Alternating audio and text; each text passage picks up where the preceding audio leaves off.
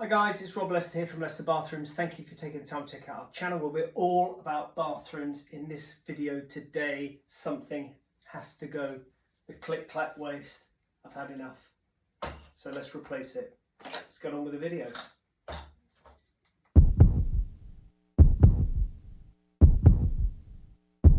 So before we get into the video, I have been maintaining these pop-up wastes for years, and I did do a video on that. If you haven't seen that, it is up here. I'll put a link to that now. You can take them to bits, soak them in WD-40 and try and encourage them to work a bit better. It doesn't last forever. So I've got to the point where I've sort of lost the will to live with them really, because they'll be okay for another 6 months and you have to constantly keep doing it. So if you want to look to just maintain it, you're not in a position to swap it out at the moment, I would urge you to swap it out. You can do it yourself. You can, it's so easy. You don't need a plumber to do it. But if you just want to maintain it for now, click on the link and it will take you to that. So cool. So I've got a click clack waste in this sink, a pop-up waste, and it's supposed to spring up and down at the press of the button.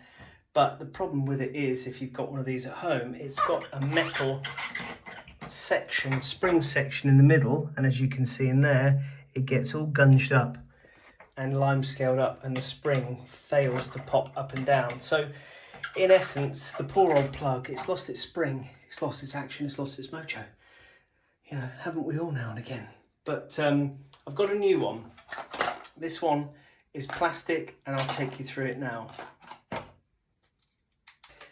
So let's take a look at the new click clack pop-up waste. So this is a universal basin waste made by a company called Vado, V-A-D-O, and you should be able to order that online or through Grant & Stone that I use. They gave me this waste. So if we open the box and have a little look, on the top we'll have a very long Allen key nut that will go down through the centre with an Allen key, and we also have a little black section there which I'll talk to you about in a second.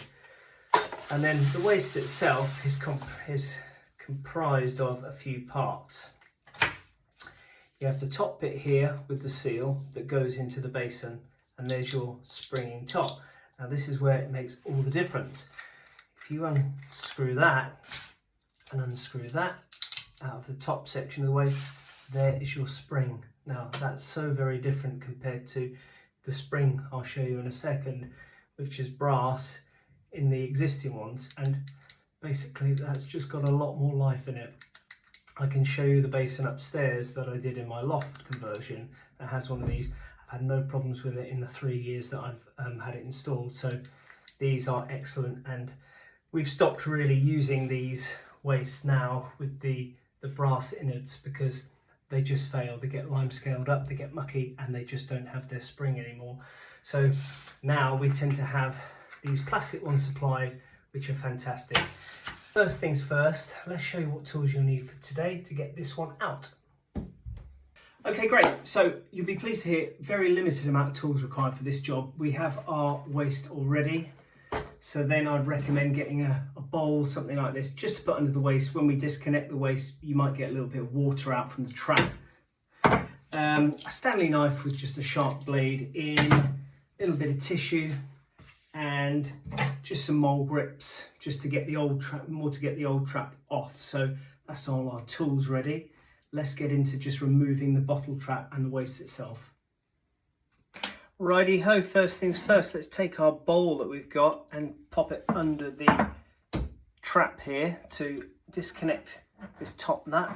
It should be just hand tight, but if it isn't, you've got your mole grips you can use.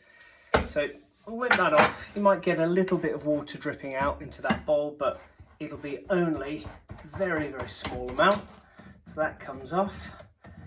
Move that out of the way. If you wanted to clean this out, now is the time to do it before you put the other one in, but I don't think this is too bad. Now you get your mole grips and remove the old waste. I would imagine more times than not it'll have a nut underneath here, so just get that off, unwind till that nut comes off. just chuck that out the way. We won't need this anymore. That can go in the bin. And then we just push the old waste out. It might have a little bit of sealant on it, but with a twist and a turn, it should just come out like that. And out she comes. We just chuck that in the bin. Now we have the waste out, it's a good chance to clear up all of this stuff around here. You can get a lime scale destroyer spray and just spray that and leave it and just wash it away. You could get a sharp knife and just take out any sort of guns you've got in here. Give it all a good clear out. And once you've cleared everything out, you'll be ready to put the new waste in. Okay, great, we've got this all cleaned out and it's ready to accept the new waste. So let's get everything out. I'll probably unscrew this piece and leave it to one side because that's just the lid. Incidentally, the little black bit of plastic that I showed you earlier is if you wanted a completely open waste, not have it to allow it to be closed. So you basically screw off the spring section, screw that section on, and then when that screws into the top section of the basin waste, it has no spring to it. So it's good for hotels and things like that where they don't want people filling the basins up with water. So nice little option there. Maybe if you have a bathroom with small kids and you don't want them flooding the house, maybe it's a good idea. But we'll just screw that back into there for the moment, put that to one side. So this is our top piece. It does come with a list of instructions to tell you how to put everything together and what washer goes where. So you'll have a little foam washer in there, black foam washer. That goes underneath that top section like that. At this stage, I would probably peel off the protective film because it's harder to get off once you've installed it because some of it sits underneath. I've just got a double bit on ultra safe. So that can all come off. And that just sits down into there nicely and will make a really nice seal by the time it's all pushed down. Then in your box, you could take out the long screw and have your Allen key. Just put that in there loosely for the moment, and then we'll go underside and show you what to do under there. Okay, we're now on the underside of the sink, so we need these sections. That's the underside, and we have a small thin plastic washer that sits inside there, and then we have the fatter washer. This has got a flat base on it and a slightly sort of rounded top, so the flat base sits into there, and then the rounded, slightly beveled section gets accepted up into the basin. But what I like to do with these is just put a tiny bit of sealant around the top. Now, a lot of people might say, well, it's a huge washer, why would you need to? I've had a couple of issues with these in the past where I've had some small undulations on the basin. Now this is nice and flat, but where I've had, say, cheaper basins in the past and they've had a little bit of a misfire in the casting process almost, where they've been made, you can get a little undulation of a couple of millimeters, and it's just not been enough to be able to create a seal on the washer. So I just like to put a tiny little ring of sealant around here just to help fight back any water that might try and find its way. And it doesn't hurt. It'll pull up tight, it'll go off, and you'll never get any water going through that. So we'll take this now.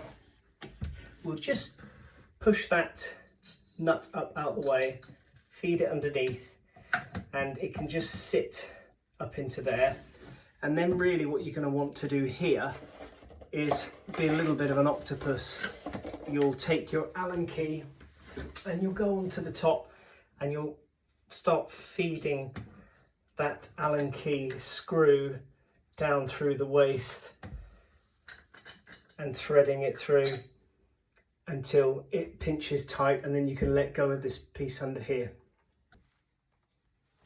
And there you go. While holding that underneath with one hand, you can just start now threading this down through.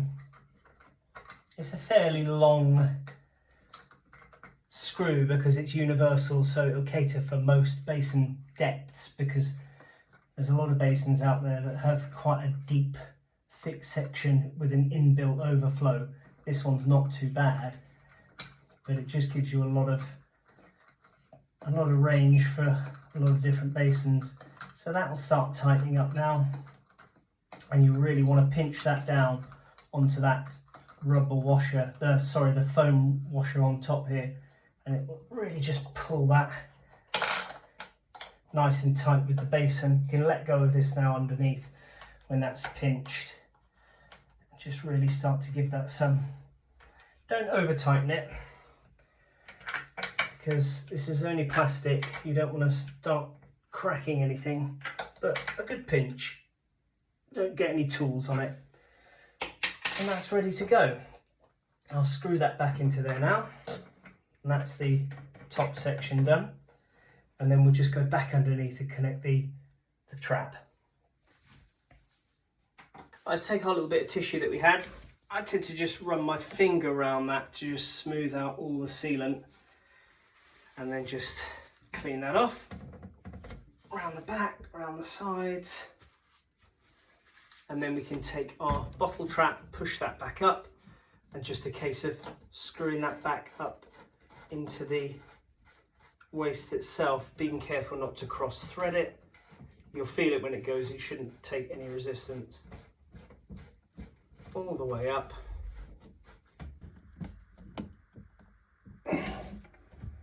So there you have it, brand new pop-up click clack waist, changed in probably, without faffing about with the video camera and stuff, in about 10 minutes really. It should come out and new one goes straight back in, and the depth should be exactly correct for your bottle trap or wherever that's there existing, should go straight back on. So there we go, it's beautiful. All working as it should.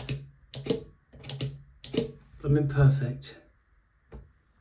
Okay guys, that is all successfully changed and tested and all working, and it just feels so much easier compared to the one on the other side, which I'll have to do at another day. So I hope you enjoyed that video. I hope it's been helpful. It's something I get asked a lot about, so you're not the only ones. If you're struggling with your old metal ones at home, this is the way forward. So if you haven't already, give us a like and subscribe, and we'll catch you next time. Take care, bye.